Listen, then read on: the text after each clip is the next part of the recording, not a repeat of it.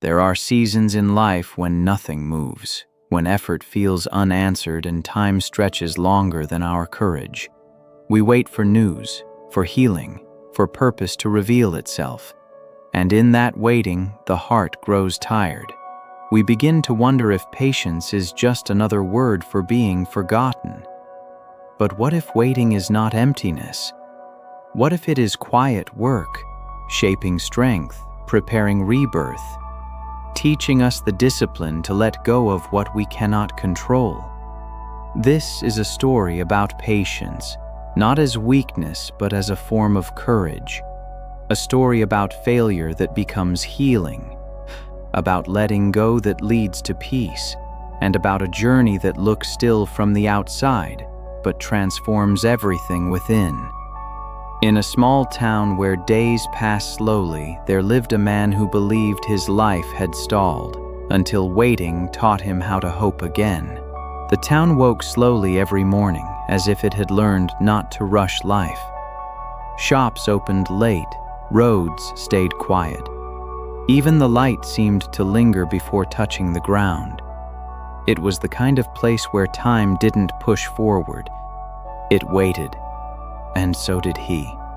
His name hardly mattered anymore, not because it was forgotten, but because he felt disconnected from it. He was a man in his early 30s, though life had already given him the tired eyes of someone older. Each morning, he followed the same routine with quiet discipline, waking before the sun, making coffee he barely tasted, staring out of a window that framed the same unchanged street. He wasn't lazy. He wasn't lost in the obvious ways. He worked, showed up, did what was expected. But beneath the structure of his days lived a heavy truth he never said out loud. His life felt paused.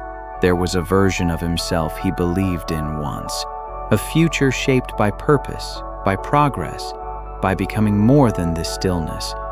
He had imagined movement, growth that could be measured, success that could be pointed to. Instead, he found himself waiting for clarity, waiting for motivation, waiting for something, anything, to tell him it was time to move forward. At night, when the town went silent, his thoughts grew louder. He questioned his patience, mistaking it for weakness. He wondered if discipline without visible reward was pointless, and sometimes he feared that waiting too long would slowly drain the courage he once had. Yet deep inside there was a quiet belief he couldn't extinguish, a fragile hope that this pause was not an ending, but a preparation. He didn't know it yet, but this stillness was shaping him in ways movement never could. Because some journeys don't begin with action. They begin with endurance, and this was his. When nothing around him changed, he decided he would. He began quietly, without announcements or promises. Earlier mornings, longer walks, a stricter routine. He read books about motivation and discipline, underlining sentences that spoke about strength, patience, and purpose. He told himself that consistency was enough, that if he kept moving, life would eventually move with him. And for a while, it seemed to work. Small victories appeared like brief flashes of light. He felt sharper, more focused. His body grew stronger. His days felt fuller. There was comfort in structure, in checking boxes, in knowing that at least he was trying. Each completed task whispered the same reassurance. You're getting closer. Closer to what, he wasn't sure, but closer felt better than still. People noticed too. They said he looked disciplined, grounded. You're doing well, they told him, and he nodded, holding on to those words like proof. He began measuring his worth by effort alone, believing that if he stayed disciplined long enough, the waiting would end on its own. But beneath the motivation lived impatience. He expected results to arrive on schedule. He watched the calendar as if time owed him something. When progress slowed or didn't show itself at all, frustration crept in. He worked harder, not wiser, pushed more, rested less. Discipline quietly turned into pressure. At night, exhaustion replaced peace. The routine that once gave him strength now demanded constant justification. Why am I still here? He wondered. Why does it feel like I'm running but not arriving? He didn't realize it then, but he wasn't learning patience. He was bargaining with time. He believed discipline was a transaction, effort in, certainty out. And life, quietly watching, prepared to teach him otherwise. Because progress that is rushed often collapses under its own weight. And the waiting was far from over. The fall didn't announce itself. It arrived disguised as an ordinary day. He woke with the same discipline, followed the same routine, and carried the same quiet belief that effort would eventually be rewarded. But by evening, something broke. Swiftly, completely, and without explanation that felt fair. The opportunity he had been working toward slipped away. Not slowly, not gently. One conversation, a few words spoken without ceremony, and it was over. The future he had rehearsed in his mind dissolved in seconds. No argument could save it.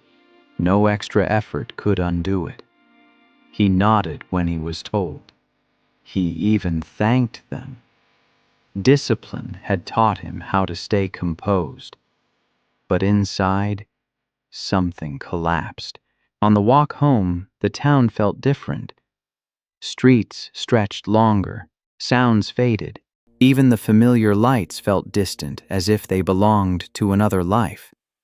He replayed every decision, every delay, every moment of waiting, asking the same question again and again. Was this my fault? That night, he sat in the dark without turning on a single light. The motivation that once carried him felt hollow now. Discipline, stripped of hope, became weight. The waiting, once tolerable, turned cruel. He had done everything right. He had stayed patient. He had shown up. And still, he failed. In the silence, a painful thought surfaced. What if this pause wasn't preparation? What if it was proof that he was simply stuck? Sleep didn't come easily. And when it did, it brought no rest. Only the heavy awareness that the future he believed in was gone, and he had no replacement ready. This wasn't just failure, it was the loss of meaning. And when meaning collapses, even the strongest discipline begins to crack. In the days that followed, he lived in repetition, not routine, but replay. Every moment of the past became something to inspect, something to correct. He revisited old conversations, paused at decisions he wished he had made faster, braver, differently. His mind became a courtroom, and he was both the accused and the judge. Waiting had changed its shape. It was no longer quiet. It was loud, restless, unforgiving. He woke with the urge to fix what could no longer be touched, to force an outcome that had already closed its doors. Letting go felt impossible, because letting go felt like admitting that all those months of discipline and patience had led nowhere. So he held on. He refreshed messages that would not come. He kept notes from plans that no longer existed. He told himself that if he stayed attached long enough, something might reverse itself. Hope became a form of control, fragile, desperate, exhausting. The town continued its slow rhythm, indifferent to his internal chaos. People passed him, unaware of the storm he carried silently. He smiled when spoken to, nodded at familiar faces, and returned home to the same quiet room where the past still lived. Guilt settled in next. Guilt for wanting more. Guilt for not being enough. Guilt for believing that patience alone could protect him from failure. He began to see his waiting as a flaw, as proof that he had hesitated when others moved. And yet, despite the pain, he refused to release what was lost. Because when we cling to the past, it gives us the illusion of purpose. It keeps us busy. It keeps us from feeling the emptiness beneath. But emptiness, patient and persistent, waited for him too, and it was drawing closer. There comes a point when even resistance grows tired. For him, it arrived on a night so quiet it felt unreal. No music, no screens, no distractions left to negotiate with the silence. The town slept, and for the first time in weeks, he stopped trying to outrun his thoughts. He sat on the edge of his bed, surrounded by the familiar shape of his life. Unchanged, unresponsive. The past no longer argued back. The future no longer invited questions. All that remained was the present, bare and heavy. This was not dramatic sadness. It was emptiness, the kind that doesn't ache. It echoes. He realized then how alone he had become. Not because people had left, but because he had withdrawn into his own waiting, carrying it like a private burden. Discipline had disappeared.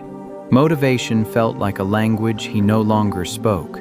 Even hope, once fragile, now rested somewhere beyond reach. He didn't cry. There was no energy left for that.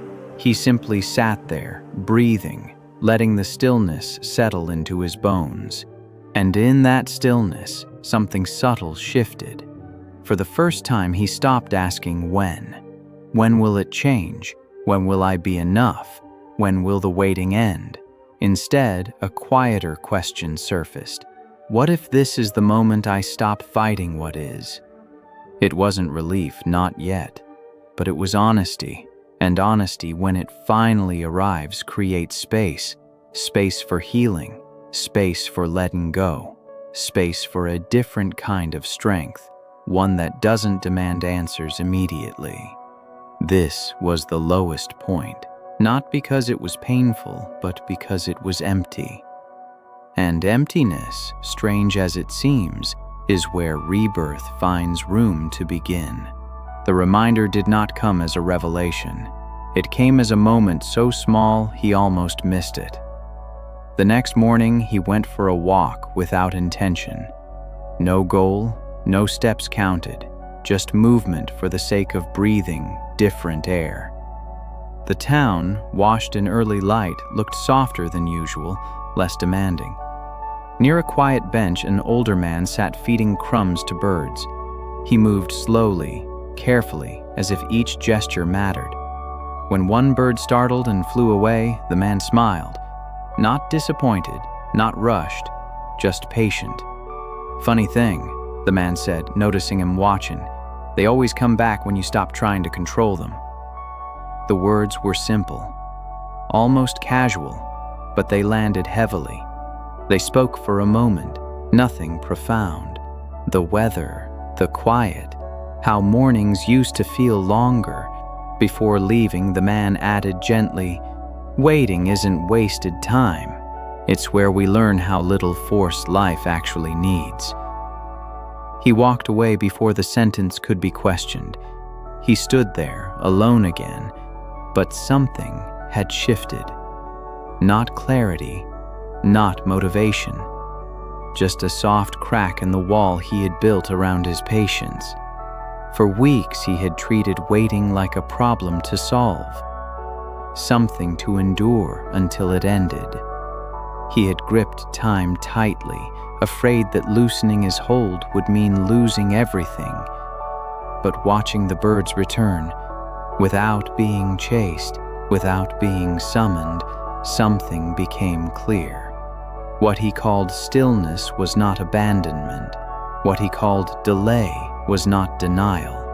And what he called weakness might have been strength, learning a quieter shape. He continued his walk, slower now. The waiting was still there, but it no longer felt like an enemy. He didn't wake up changed. There was no sudden surge of motivation, no dramatic sense of rebirth. What returned instead was something smaller and far more honest. He began to stay with discomfort instead of escaping it, to stay with unfinished answers instead of forcing conclusions. The waiting remained, but it softened when he stopped resisting it. His discipline returned quietly, stripped of urgency. Morning walks without expectations, work done without counting outcomes, rest without guilt. He no longer treated effort as a bargain with the future. He treated it as presence. Some days still felt heavy. On those days, he allowed them to be. Healing, he learned, was not about feeling better. It was about being less afraid of feeling anything at all. He started letting go in subtle ways. Old notes were put away. Conversations stopped being replayed. He caught himself when his thoughts rushed ahead and gently brought them back. Not with force, with patience. And slowly something unfamiliar emerged. Peace. Not the kind that celebrates arrival, but the kind that accepts the road. His life had not suddenly moved forward. The town remained slow. The outcomes remained uncertain, but he was no longer measuring his worth by speed. Waiting, once a punishment, became practice, a training ground for strength that didn't need proof. A space where purpose was not chased but clarified. He realized that courage was not always about action. Sometimes it was about restraint, about trusting that growth could happen beneath the surface, unseen. The pause that once frightened him now felt like a teacher, and though the journey was far from over, he sensed something important had begun. Not a new chapter of success, but a deeper chapter of self-respect. He was learning how to stay. Growth, when it is real, is never left unchallenged. Just as peace began to feel familiar, old habits returned quietly. The urge to rush, the need to measure, the fear that stillness might turn into stagnation. On certain mornings, impatience knocked again, disguised as ambition. He noticed it in his thoughts first. You're falling behind. Others are moving faster. How long can you really wait? The voices sounded convincing because they were familiar. They had once driven him. They had once given him energy. But now he paused before listening. Some days he slipped. He checked timelines that no longer mattered, compared his journey to someone else's progress, questioned whether patience was just comfort dressed up as wisdom. And yet, he returned to his walks, returned to his breath, returned to doing the work without demanding applause from the future. This time, consistency wasn't fueled by fear. It was anchored in trust. That was the difference. Waiting tested him not by adding weight, but by offering temptation. The temptation to abandon what was working quietly for what promised faster results. Strength revealed itself in his ability to remain, not rigid, not stubborn, but grounded. Time continued its slow movement, unchanged by his internal victories. But inside, something steady formed. A sense of self that did not collapse when progress felt invisible. He learned that discipline was not about control. It was about commitment. Commitment to the journey, even when motivation faded. Commitment to patience, even when no one noticed. And for the first time, waiting no longer felt like standing still. It felt like walking a path only he could see. One morning, he woke without the familiar weight on his chest. Nothing extraordinary had happened, No message arrived. No door swung open. The town looked the same, slow, quiet, unremarkable, and yet something inside him had settled into place. He moved through his day with an ease he didn't recognize at first. Not excitement, not relief, just steadiness, the kind that doesn't ask to be named. Waiting was still part of his life, but it no longer defined it. It walked beside him now, no longer ahead of him, no longer behind. He had stopped treating time like an opponent to defeat and started seeing it as a companion that reveals what rushing hides. Purpose appeared differently than he expected. It wasn't a destination. It wasn't a title or an outcome. It was the way he showed up, present, patient, awake. It was the quiet strength of choosing integrity over urgency, depth over speed. He noticed beauty he had missed before: morning light on old buildings, the sound of footsteps on empty streets, the comfort of doing one thing fully instead of many things hurriedly. Failure no longer felt like a verdict, it felt like instruction. Healing was no longer something he waited for. It was something he practiced daily through acceptance. For the first time in a long while, he trusted himself. Not because he had succeeded, but because he had endured without losing heart. The pause that once terrified him had done its work. He hadn't arrived anywhere new, but he had become someone new. And that, he understood now, was the true rebirth. Maybe this story feels familiar, because somewhere in your life, you are waiting too. Waiting for clarity, for healing, for proof that your effort is not invisible. And in that waiting, you've wondered if patience is costing you time, if stillness means falling behind. But here is what this journey quietly teaches. Waiting is not weakness. It is strength, learning how to breathe. Discipline is not force. It is choosing to return even when motivation leaves. Failure is not a dead end. It is a teacher that speaks softly to those who listen. Letting go is not loss. It is space made for peace. Purpose is not found by rushing. It reveals itself when we stay present. Healing is not an event. It is a practice. And rebirth does not arrive loudly. It unfolds when we stop resisting who we are becoming. If your life feels paused, it does not mean you are forgotten. Some transformations happen beneath the surface, where no one claps and no timeline can measure progress. So don't lose heart in waiting. Trust that the journey is shaping you. Trust that patience is building something deeper than speed ever could. And trust that one morning, quiet and ordinary, you will realize you are no longer the person who began this road. You will still be walking, but you will be walking with peace. If this story resonated with you, take a moment to reflect, to share it with someone who might need it, and to stay connected for more stories like this. Your waiting matters, and so do you.